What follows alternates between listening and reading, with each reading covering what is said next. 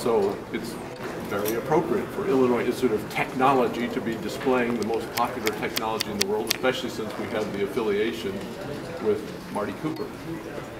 Why else would we do this?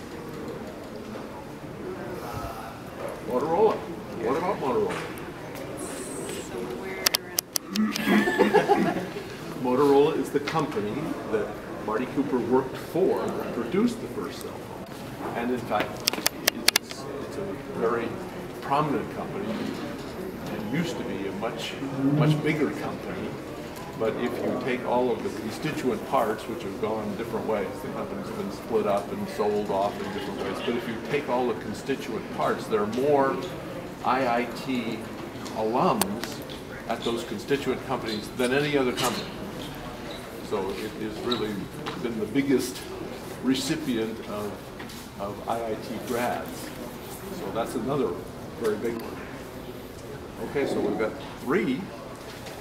What are maybe a couple others? Actually, there are 6. What are a couple more reasons why we would have this? I would have this. I'll give you one that's really almost what you've already said. And where are we right now? Oh, Galvin, right? Oh, Galvin. Galvin Mr. Library. Galvin. Yes. Who was Paul Galvin? He's some related to Motorola too. Yeah. He was the founder of Motorola. Oh, yeah. So, and he's right behind you over there. The picture on the right is Paul B. Galvin, Paul B. Galvin Library. Next to him is Bob Galvin, his son, and Bob Galvin's wife, Mary. Paul founded the company. Bob made it great. Bob was an amazing CEO, world famous CEO, and literally world famous, known everywhere in the world, known very well in China, known in Japan, known in Europe, you name it. And even in Brazil. So he was very widely known, very widely regarded, bigger than life kind of figure. He served as the chairman of the board of trustees for many years for IIT, so he had a strong affiliation with IIT. He provided the funding to recognize his father, which created this library. He also gave, in the last big fundraising event for Motorola, or for IIT, he provided $60 million personally to the university. Some have said that without him, we wouldn't have an Illinois Institute of Technology. It was a very significant gift. But he had that very strong connection here, so with his connection, personal, and his connection to Motorola, very appropriate that we would recognize the cell phone, because the cell phone was created under his leadership, under Bob Galvin's leadership. Marty Cooper was the direct person. Between them, there was another person named John Mitchell, who was also an IIT alum. So all the leadership around the cell phone were from Motorola and were very connected to IIT. Okay, why? There are two more reasons that at least I can think of. One of them is radio itself. These are, if you're a technologist, these aren't cell phones, these are actually radios. So, when was radio created?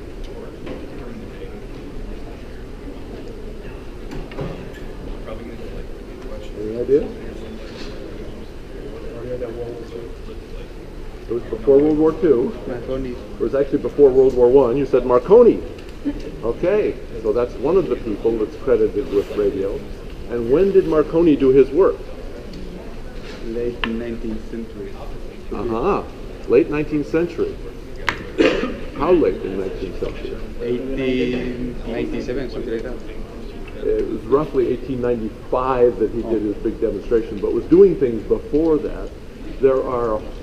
He was credited with being the father, but there are really a lot of people around him that were doing work in this area that can be considered from 1885 to 1895. In the middle of 1885 and 1895, what date exists? 1890. What was founded in 1890? Illinois Institute of Technology. So the radio and Illinois Institute of Technology basically have the same birthday. So celebrating the radio, virtue of the cell phone, is absolutely the same time frame as IIT's founding. So it's very appropriate to have radio connected there. And the last key reason for having the display is the fact that it's just plain fun. And I think it really is. I mean, cell phones are a device that we all use. They have become the most personal of all devices. I mean, right now, I would be shocked if any of you don't have a cell phone. And quite a few of us, for reasons unknown, always carry two, just in case you ever have one of them that isn't working or something. But it's a very, very fun technology. It's very much a part of our lives, so it's very appropriate to have such a technology. Okay, so that's the background, the history, a little bit of fun with that, and hopefully learn a little bit more about IIT and its role and its connection to the cell phone. So now we'll get into the cell phones themselves.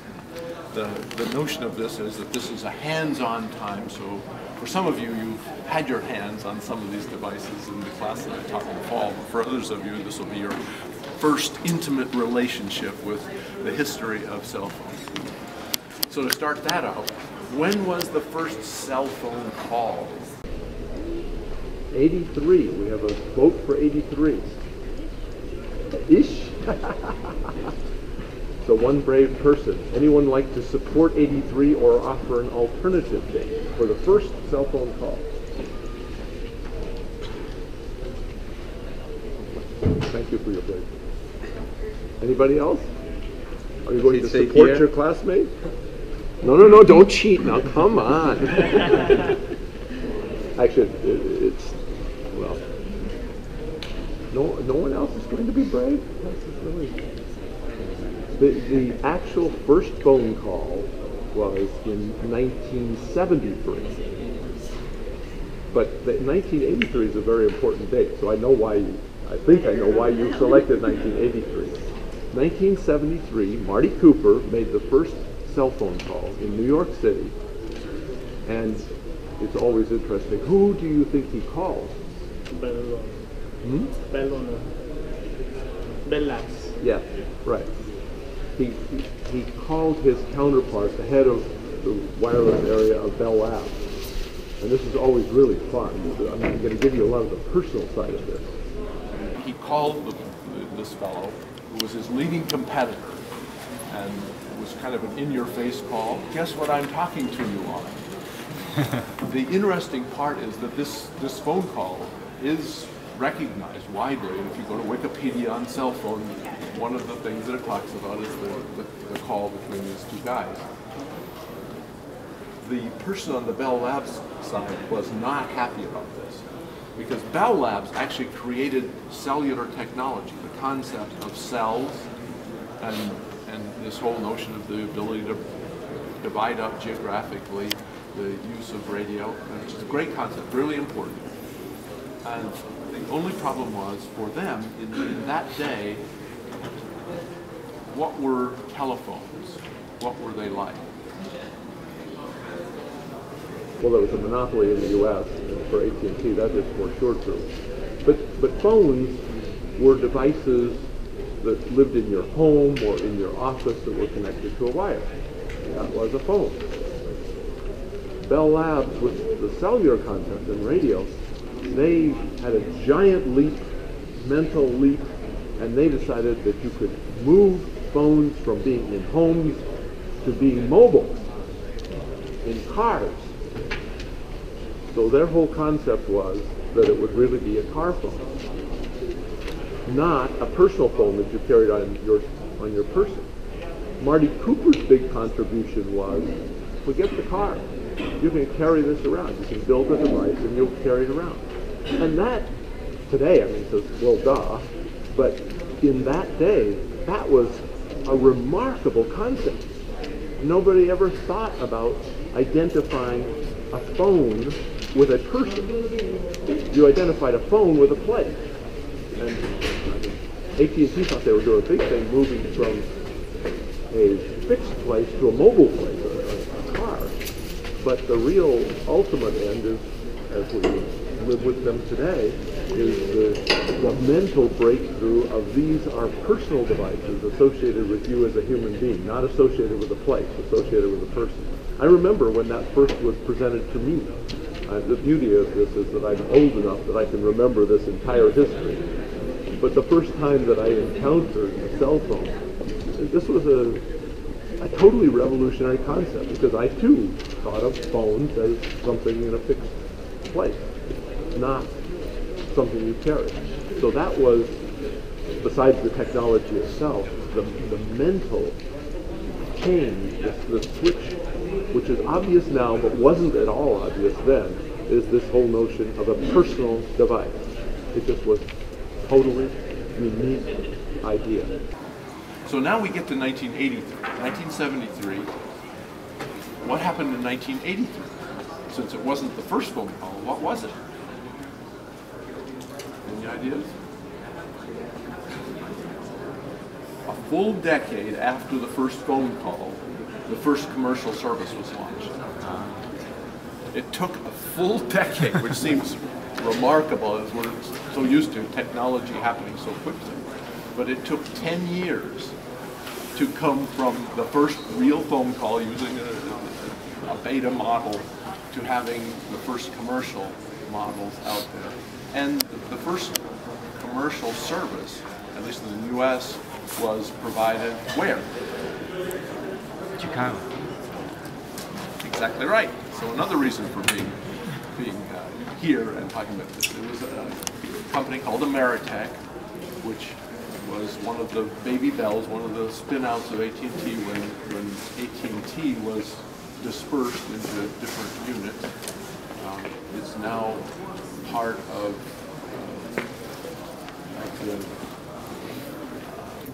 AT&T again. It was merged and converged, but ultimately now is part of AT&T again. But that was the first service, and the phone that they put out in 1983 was this one. So this is not the first prototype phone, but this was the first commercial phone that was available. Now, this wonderful little phone, we'll start at this side. You will note very quickly that it's a rather heavy device, it's 6 pounds. And what would you guess a phone would cost? And this is in 1983, so this is $1983, which now would be considerably more given the inflation. What would you guess a cell phone would cost? $3,000. $3,000? Pretty good guess. Anyone else? It was actually $4,000. So these became the icon for the rich. If you had one, this was a big status symbol because normal people couldn't afford to spend $4,000 for a device. So, and $4,000 would be more like $6,000 in today's dollars. So that's a lot of money to put out for a device. So it was a big time status symbol, but operationally it wasn't really the same as the device you have in your pocket or your purse or wherever your cell phone might be. Guess what the call time, the talk time was for the phone? What would you guess? How long could you talk before the battery ran out? 2 hours. 2 hours? Half an hour. 30 minutes, that's exactly right. And then once you had used it, how long would it take to recharge?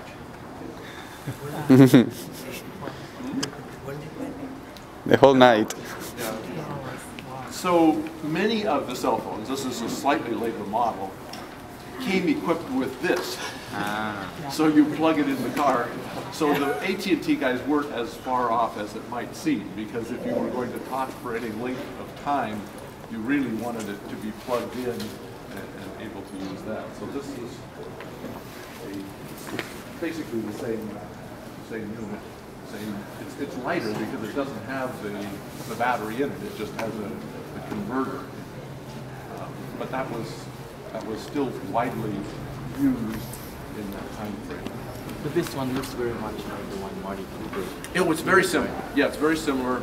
It's just there was a slightly longer talking. The microphone was stuck out a little bit longer, and it was slightly bigger than this. They actually got the electronics a little smaller in this unit, but it's very simple. So it's making this prototype. Yeah, yeah. Although it took 10 years, so they did make some advances. The next phones that came out that really moved things along were these phones. And these are two models, and you'll see them.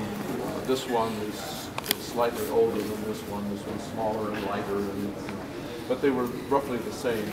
And these came out, and now the price was reduced, so that this was more a phone for the masses. And this was my first phone. I didn't have one of those. I didn't have $4,000 at that time frame.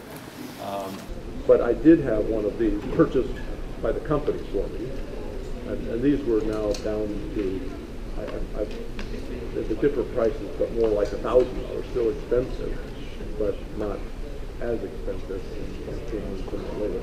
And these were the so-called flip phones that became very, very popular, and sometimes that one, but more often these were called the brick. Standard phone.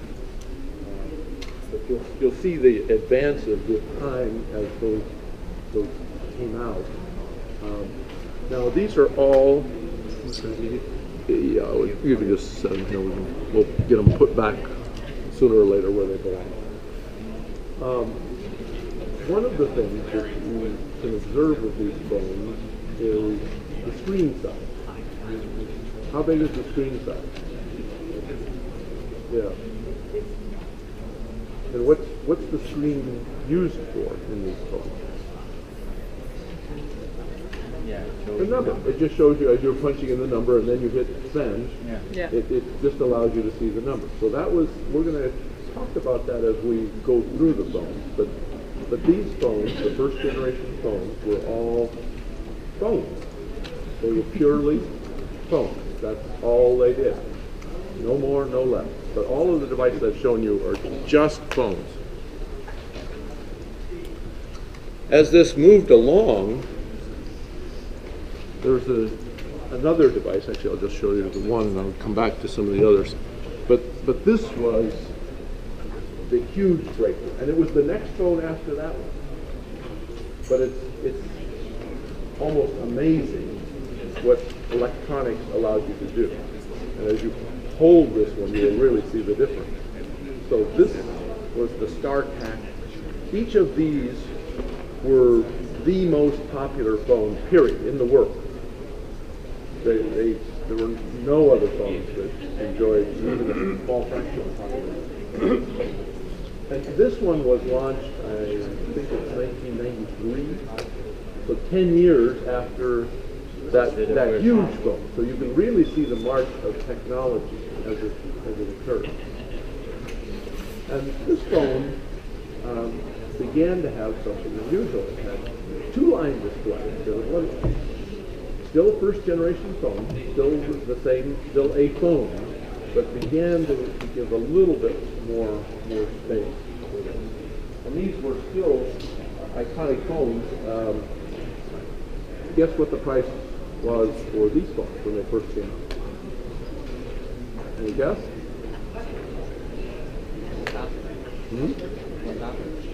Yeah, they were actually more like 4,000 again. So when they first came out, the price came down rapidly, but they were very expensive when they first came out because the technology to get it that small was really exotic. So the phones existed in parallel. The phones, this set of phones, and that. Even though that was available, still most people use this phone because it was so much less expensive. The thing that's surprising a little bit, but and I probably should have done this before the last phone, is this phone, which I'm going to put back in the bag. This is called what? What would you guess the name of this phone was? The bag phone. Surprise, surprise. It's in a bag. This phone came out actually sort of contemporaneous with wherever they've gone, that set of phones, the bricks, and even a little bit later.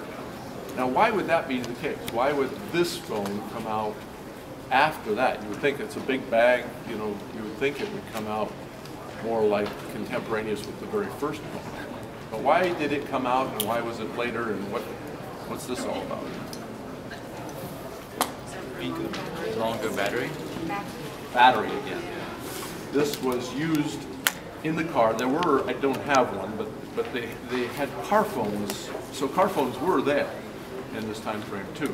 There were fixed parts of the car. So AT&T wasn't wrong with this notion. It's just that over time, the handheld personalized phones became ones that everyone used.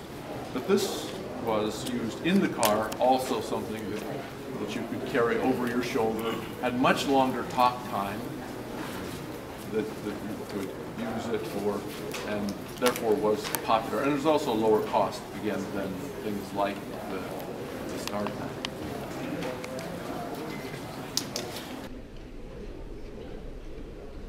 So, time marches on.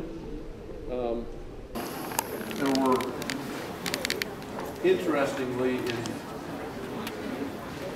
in parallel with all of this, all of these are phones, right?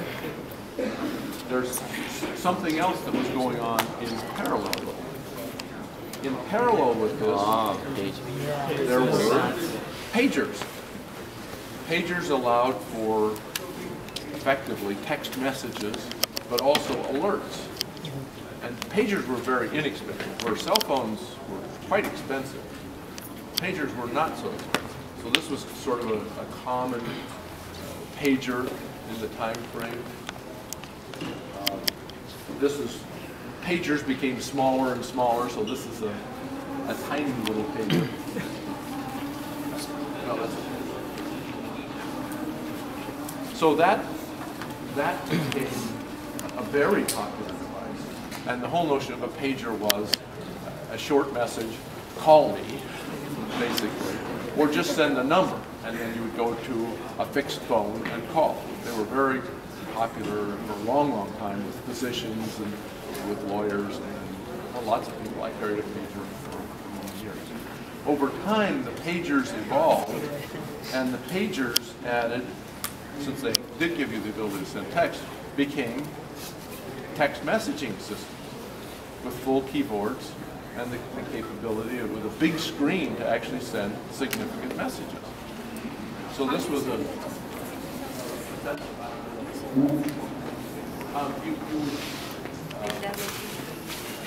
keep at it. No, it's very complicated how you send messages, and often people send messages through a convention.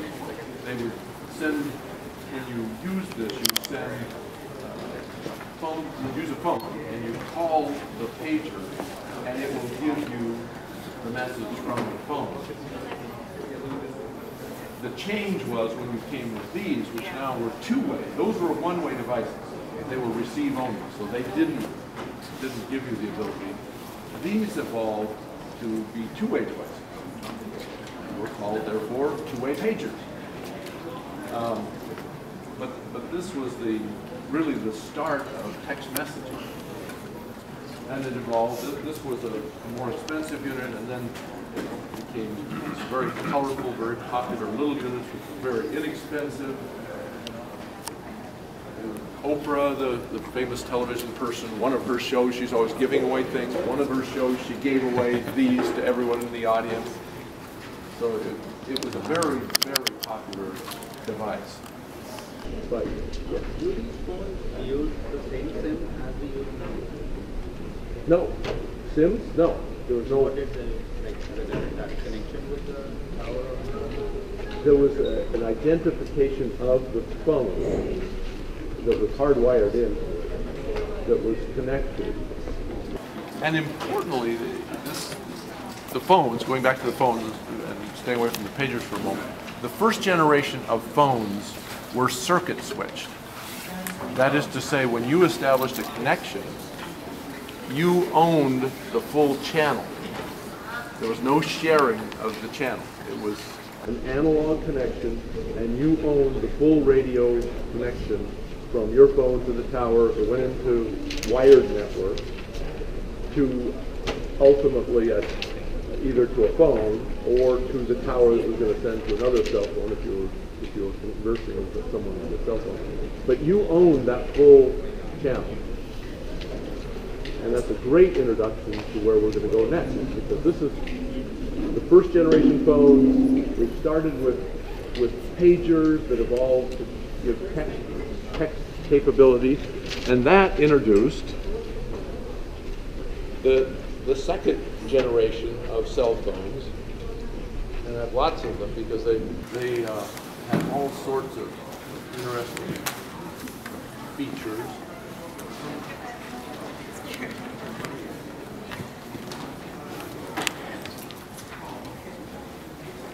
have all of the second generation phones. Yeah, and there are lots of them. So second generation phones came in all sorts of shapes and sizes.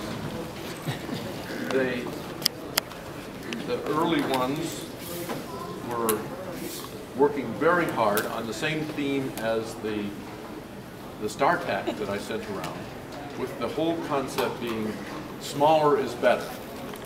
So this was about the smallest in terms of cubic centimeters, the smallest phone that was ever put together. Well, no, I guess actually raised was smaller, but it was very small, getting to the point where you had difficulty with your fingers. If you had big fingers, using the device was difficult. But this was the era of trying to make things interesting. So there were flip phones like that, or like this phone. Same cost. Same cost? Oh no, cost went way down as we moved to the second generation. The second generation was the transition from analog, on the circuit, to digital.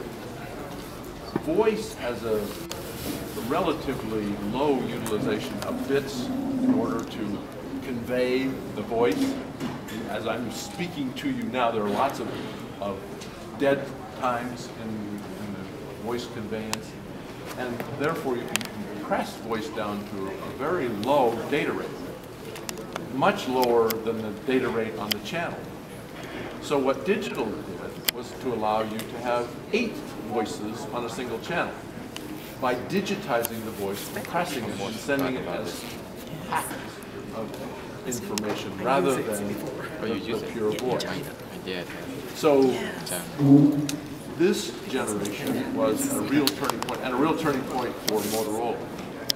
The difficulty in the early days of the transition to the second generation was that the actual voice quality was less than the voice quality for digitized voice.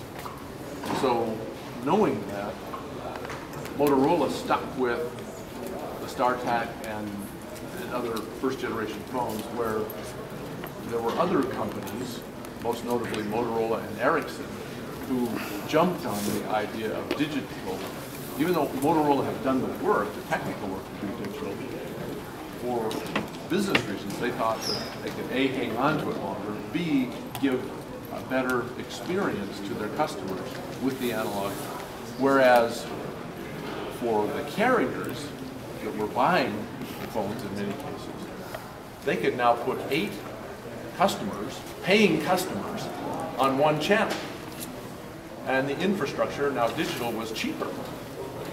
So they jumped on digital. And Motorola went from 85% or 90% share of the market to 30% in just a few years. And Nokia jumped to 30% and Ericsson to 28% or something in that same period.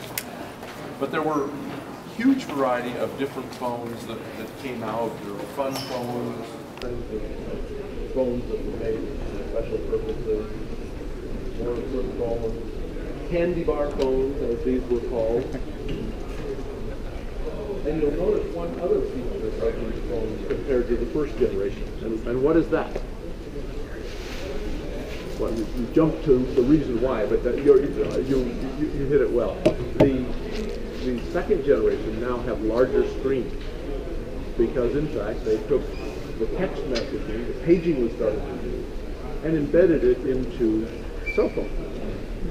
So the cell phones now needed a larger screen to be able to handle the SMS, the short message service, the text messaging as we know it today, ultimately evolving to MMS to allow for pictures and other things to be sent. But it did transition things. And as that happened, Motorola, in this case, made a good business decision. They recognized that it was happening, and happening rapidly, especially in Europe, and in Asia. Actually, in Europe and in Asia, much faster than in the U.S. And so Motorola sold their paging business and sold it for a lot of money, knowing that it was about to die and it would have been worthless. So they did execute that very well and put all of their energies, as were Nokia and Ericsson, who didn't have the same level of investment in paging. They moved to the notion of text messaging very, very rapidly. Okay, so that's the second generation. So what happened next? And in fact, if we've got a first and second generation, how many generations are there? 3. 3 generations? I have some people that disagree with you. How many generations on this side? 4. 4. Why do you think 4?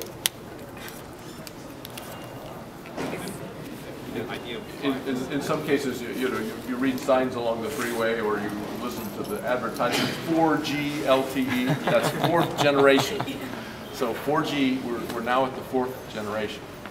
So we've gotten to the 2nd generation. What happened in the 3rd generation? Went from analog circuit switch to digital packet switch.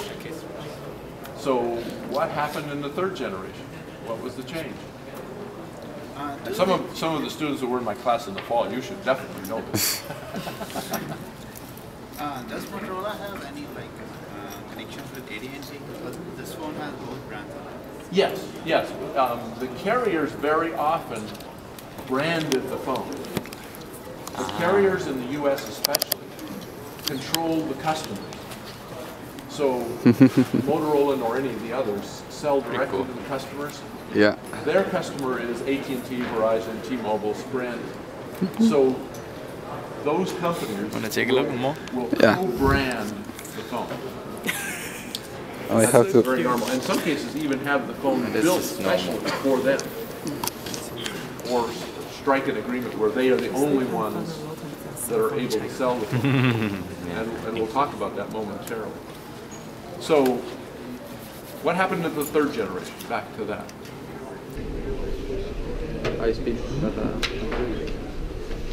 High-speed data transfer. And what data? Because we've got text messaging in the 2nd generation.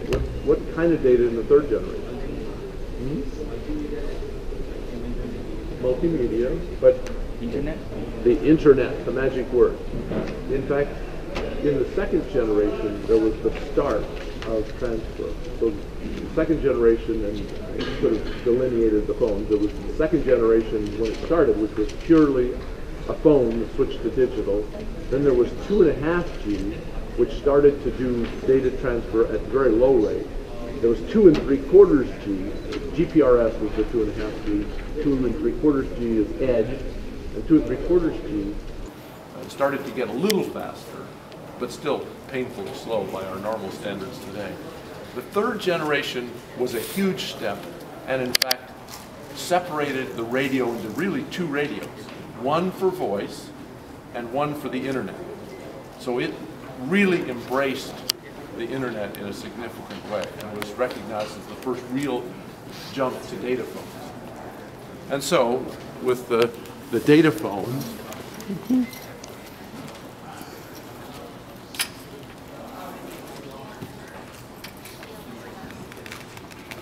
I have lots of them to bring to you here.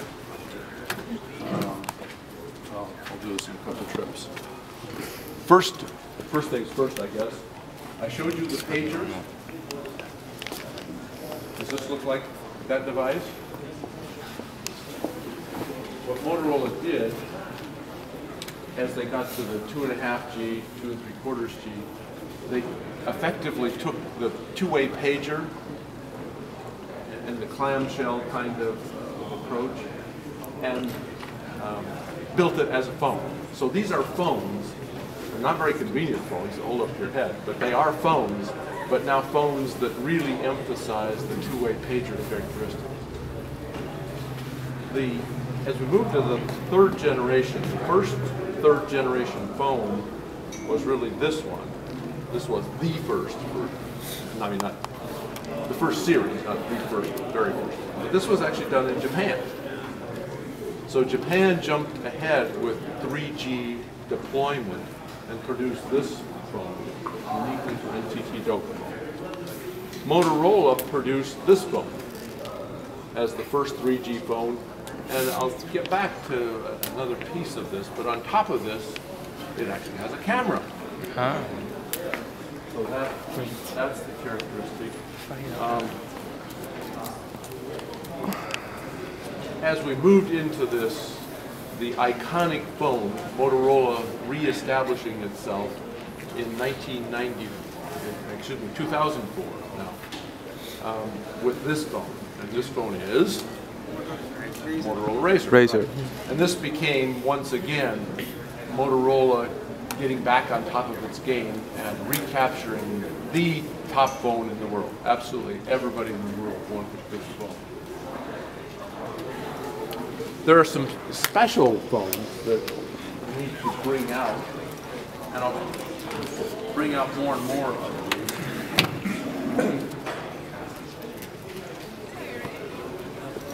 But this is an interesting series, particularly for those of you from China. In the second generation time frame, this phone was produced in China. It's a big screen phone. This was very unusual relative to the other 2G phones. And it used a stylus, which enabled you to write Chinese characters, which was very handy, because Chinese characters, there are 24 characters in the alphabet. There are the U.S. alphabet. In China, how many characters are there?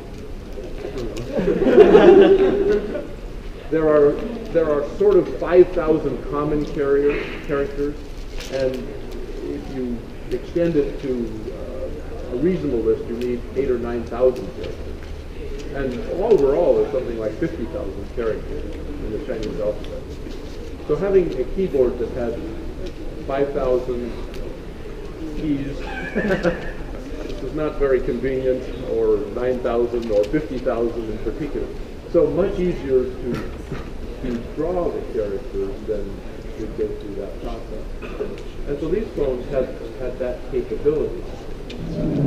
But they had much more than that. These are touch-sensitive screens. And this phone was the most popular phone in China when it was introduced. It was relatively quickly replaced with this phone, two of them. And I carried these phones for quite some number of years. But this phone this has a fun thing. I visited the designer, mechanical designer, industrial designer for this phone. And I don't know whether you can see this when you look at the phone, but what do you see? Do you see something when you look at it this way? It's like a car. Like a car? Spaceship. Yes, like car. Oh yeah, like a car. It actually, the designer is really funny. We go into his office and he had the picture of an old Porsche. that look just like this. So this phone, if you look at it this way, is modeled after a Porsche. But it has a nice feel to it, nice phone. And again, the most popular phone in China in this period, relatively higher end, most popular phone. In that era, I was responsible for the development work in China directly. It separately incorporated the development work for tax reasons mostly as the Motorola China Research and Development Institute. So we were able to do phones there that were not necessarily approved by the U.S. And so we built this phone. And it was such a successful phone in China and such a great phone that I tried to bring it back to the U.S. and others too to sell it to the U.S. carriers. And one of the most famous meetings for me was with the Chief Technology Officer of AT&T, wherein he pointed out very definitively that this was fine for China, but no one in the U.S. would ever use a touchscreen phone. Ever. And I found that most interesting, and over the years it's taken on dramatically greater interest since this phone considerably predated, 3 or 4 years predated the iPhone, which was introduced uniquely by AT&T as the revolutionary touchscreen phone. But it was a very sad thing for Motorola because Motorola had this technology much, much earlier. We didn't have iTunes, but we certainly had the technology and the capability to produce this, and had great success in the China market and in others too. I'm emphasizing China because that's where it was developed and sold. But it was sold in many countries in Asia and other places. Ultimately, Motorola decided after iPhone and after many of these things happened that maybe we could get back in, and so this phone was created. The original phone was Tai Chi. This is called Ming, and this phone was a belated effort to try to jump into this. It was not successful in the U.S. It was in China again, but not in the U.S. It had a translucent. It had the clamshell with a translucent cover, so that you didn't have the inadvertent calls and all of that sort of thing. But one of the missed opportunities for Motorola, and for that matter for AT&T.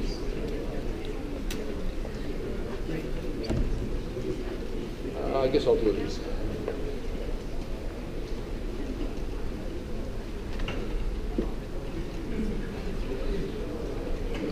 Do this a couple of rounds. In parallel with the cell phone, Motorola was divided into a number of different divisions. Motorola itself started out doing what? What was the original product of Motorola? Was anything else? Any idea? It was a very weird thing. It was a battery eliminator. And why would you need a battery eliminator? The original radios that people had in their homes had a battery. And they had to use the battery. So Motorola created this really revolutionary idea of a battery eliminator where you could plug the radio directly into the wall. It's not a very great start because immediately the people that produced radios said, well, we could do that directly. So they eliminated the battery and had a direct connection, and Motorola's business was gone.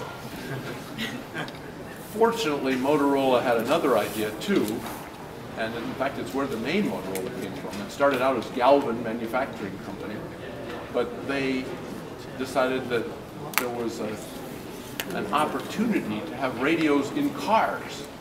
Really another revolutionary idea. You could put a radio in a car. And they did that and produced radios, and originally they were retrofitted into cars, existing cars, and they would bring the car in, and Motorola technicians would do a very complex thing and tear the car apart and put a radio in the car. Later they sold the radios to the General Motors and Ford and Chrysler and so on. And so that became a big business for them. Very shortly thereafter, they built a business that they still are in and still are dominant in, which is two-way radios for police and fire and emergency service workers. So that is the major business of what exists of Motorola today. And it's a big business. It's $8 billion a year business, and they are the dominant provider. But that business then spawned the cellular business, and spawned the semiconductor business that Motorola was in, and the government electronics business when they were providing all the radios for the military and for NASA and all of these areas. Motorola grew and grew and grew and separated into divisions. Well, the original division decided that the cell phone thing was getting totally out of hand. They had spawned that division, but weren't getting any of the benefits from it. So they established their own radio, their own cell phone, if you will, but with a twist that connected it to the radios that were used by the police and fire, which was push to talk. The ability to have group calls. All of you can have a radio, all of you can hear the same call, and you can have half duplex, where you push and you get to speak, then someone else pushes and they get to speak, and so on. So they produced a set of phones. This was the iconic version of it that became extremely, extremely popular. two of them, I guess. This is not one particular reason for giving two, but these were used heavily by the trade organizations, by construction workers, by plumbers, by electricians. But this became the radio, as opposed to standard cell phone, because of this ability to do group calls. And it became extremely popular and very widely used. Over time, it evolved and it became smaller and prettier. So it had pearl screen, pearl frame. They even used the ability to put advertisements on. Some of you may be aware that First Robotics had their big competition here at IIT over the last weekend. There were many different logos that were applied, and then provided in different form factors. So in this case, a candy bar phone. These are called candy bar phones as opposed to flip phones. So many, many different versions of these. And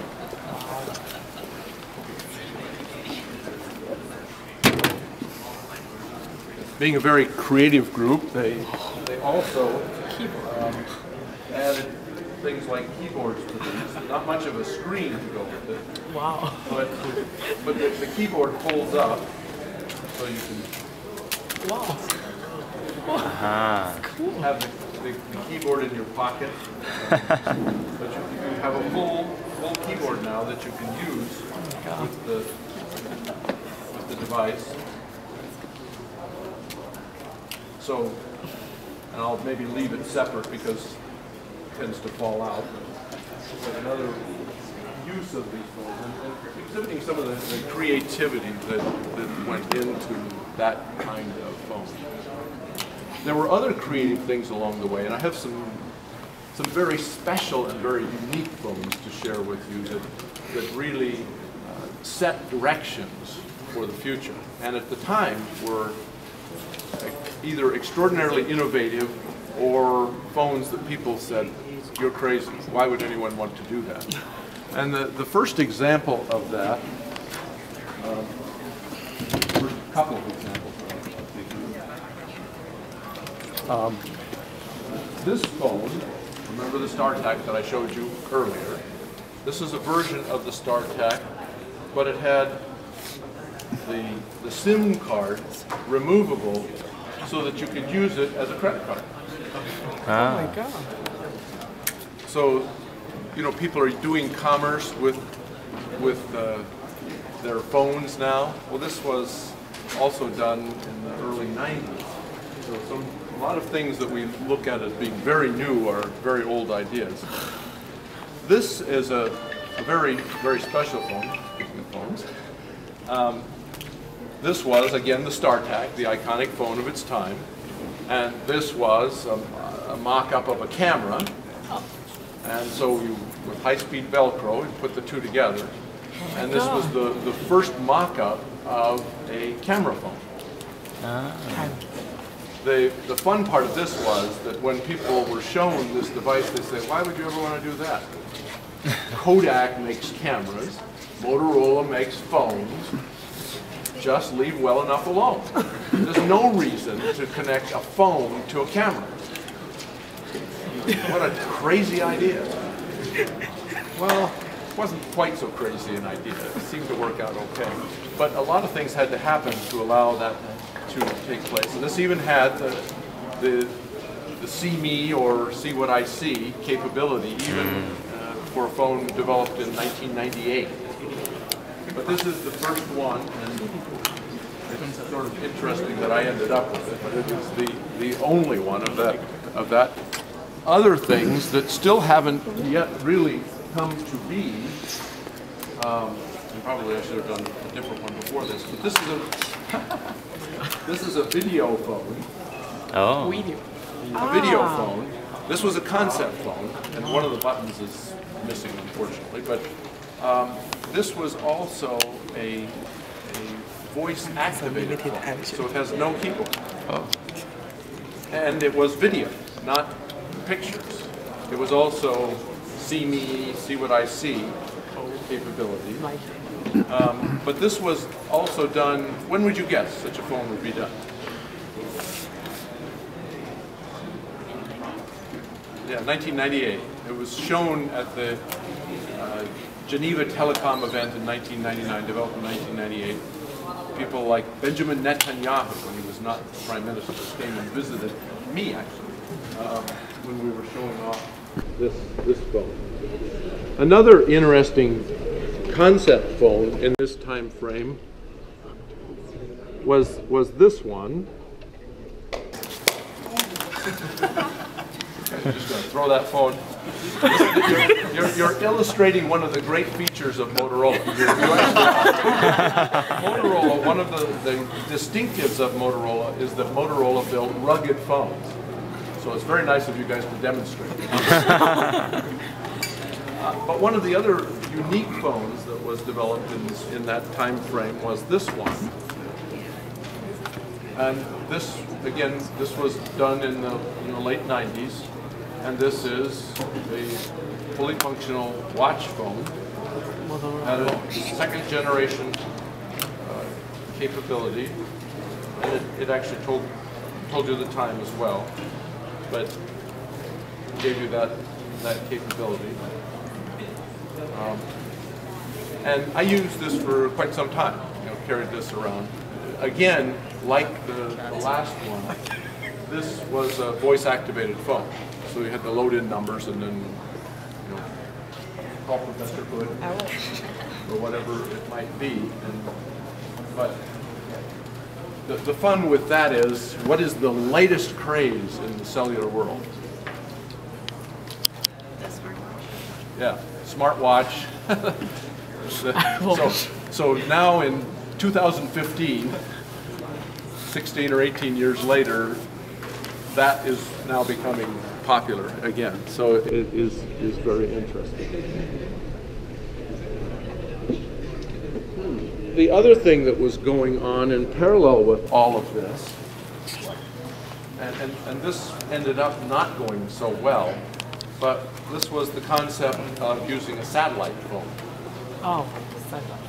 Because in the day, this was started before GSM took over the world, so there were a variety of different standards that were there.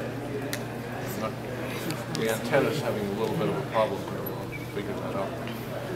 But this phone, this project, was a multi-billion-dollar project to launch satellites and to allow you to communicate anywhere in the world, middle of the ocean, in Antarctica, in the middle of the jungle, in the middle of the desert, wherever you want to be, you can communicate with this phone. And that part worked really well.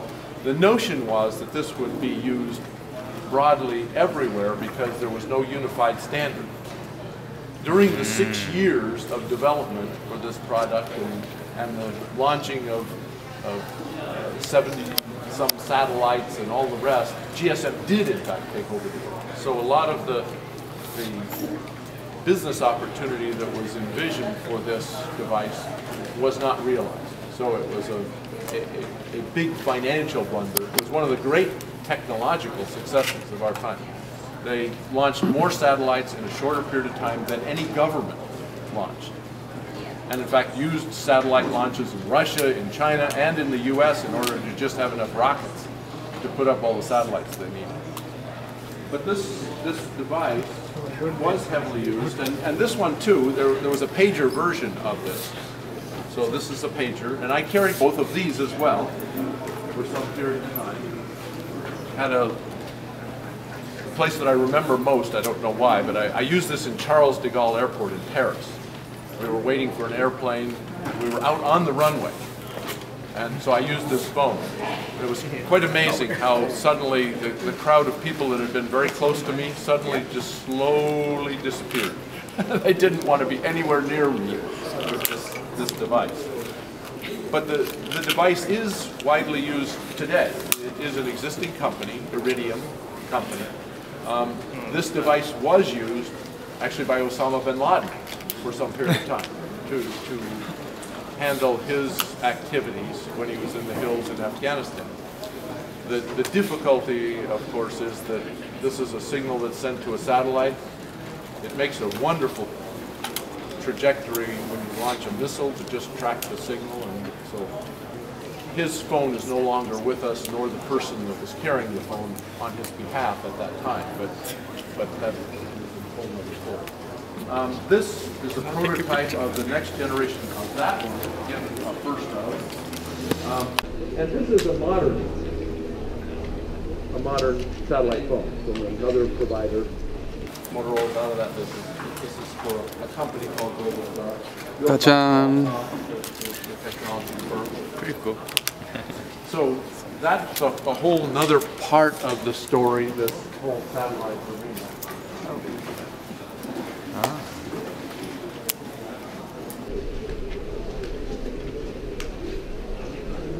And the final of this is phones that are much more common. Actually, this is a second generation phone, but an interesting one.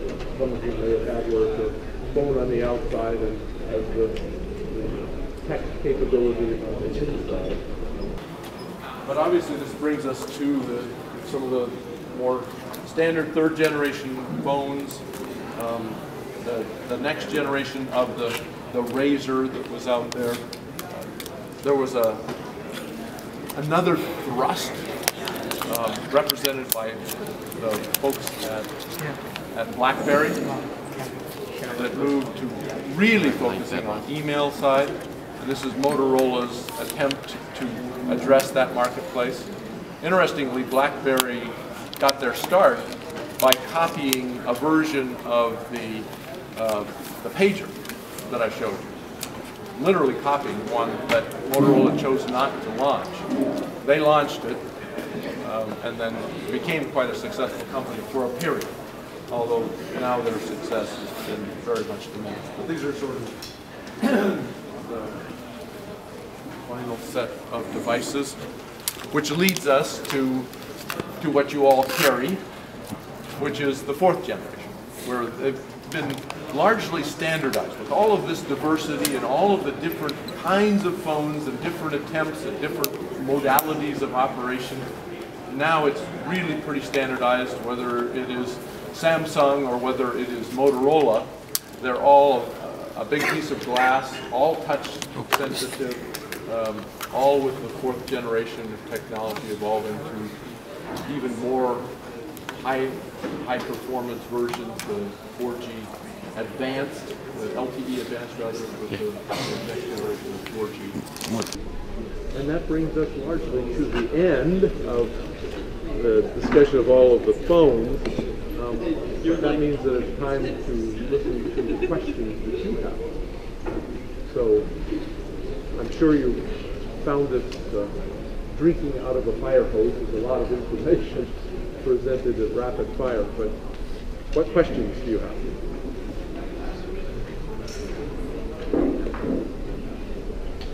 No questions at all. Completely, utterly overwhelmed. Which was your favorite one? Oh, that's a really good question. My favorite one now is, of course, the one that I carry, or the ones that I carry. But in the day, probably my favorite phone was this one.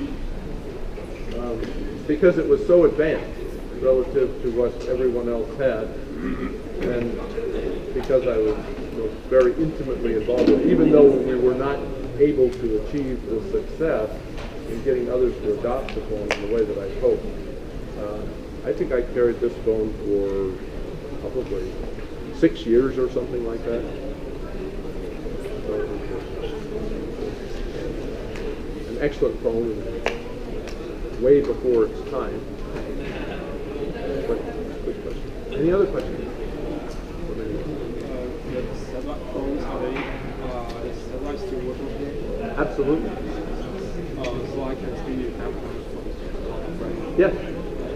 Yeah. No. These are both functional phones. The two. That's a mock-up. The one. Not find them somewhere. Yes.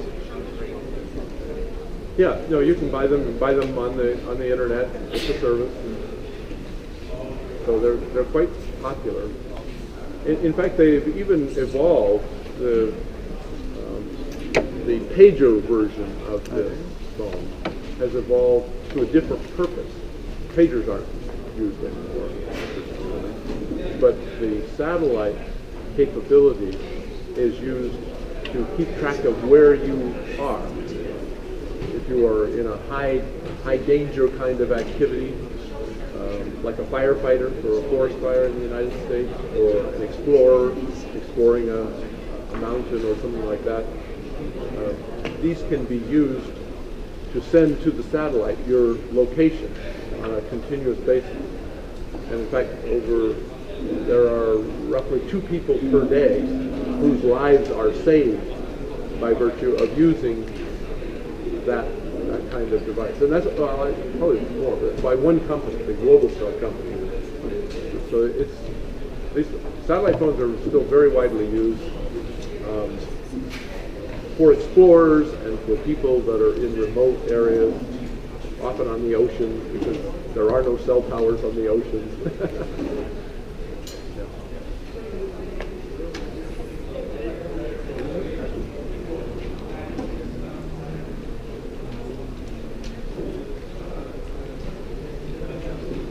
Now I will return to your question. What did you find to be the most interesting phone and the most interesting piece of this little bit of history that we've gone through? Anything that really stood out for any of you? I would say the watch. The watch? Yeah. Yes, especially with the time. I do find that to be really fun right now, because everyone is talking about, and has been for the last year or so, talking about the move to wrist-based devices. In the class in the fall, we even had a discussion. One of the students took up the notion of really exploring these devices. They're CS456.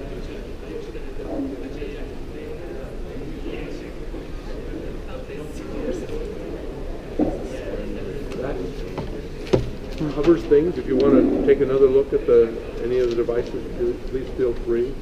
The display will be here, I think, through May. So if you want to bring friends over and say it's not open, unfortunately, this is a special thing. You get to handle all these devices. So you can at least bring your friends and point out your favorite phone, and relate some of the history that you're now well steeped in the history of cellular, so you can relate that history to others.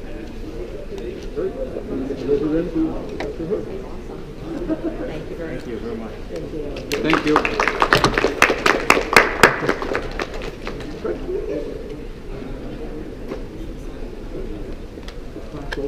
This is fun. It's pretty much. Then no, sure.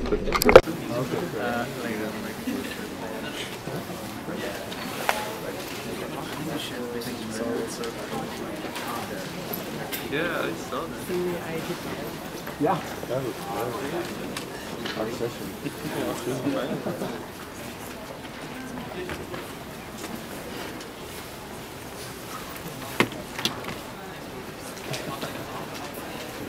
They did this one in a really fun way, having the devices.